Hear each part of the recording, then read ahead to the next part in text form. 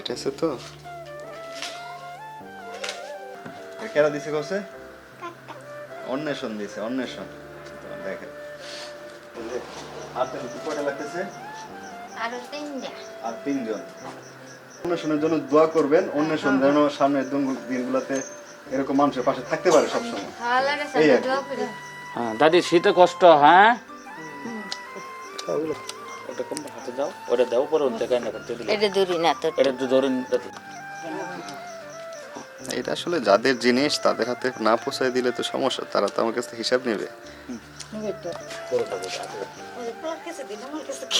পাশে দাঁড়াইছে আমরা তাদের জন্য দোয়া করি যাতে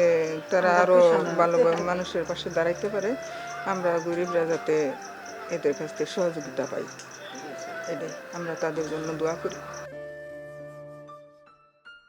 তো ইতিমধ্যেই আমরা প্রায় 2 সপ্তাহ অতিক্রম করতে চলেছি এবং এই 2 সপ্তাহে আমার আশেপাশের যত অসহায় হতদরিদ্র মানুষ রয়েছে তাদের খোঁজ খবর নেওয়ার চেষ্টা করেছি এবং এই অন্বেষণকে অবশ্যই ধন্যবাদ না জানালেই নয় কিন্তু কারণ তার মাধ্যমেই তারই অনুপ্রেরণায় মূলত আসলে এই অসহায় মানুষের পাশে দাঁড়ানোর আগ্রহ তৈরি হয়েছে। তো এভাবেই যেন অন্বেষণ পাশে থাকে এবং আমরাও যেন অন্বেষণের পাশে থেকে সাধারণ মানুষের সেবায় নিজেকে নিয়োজিত রাখতে পারি।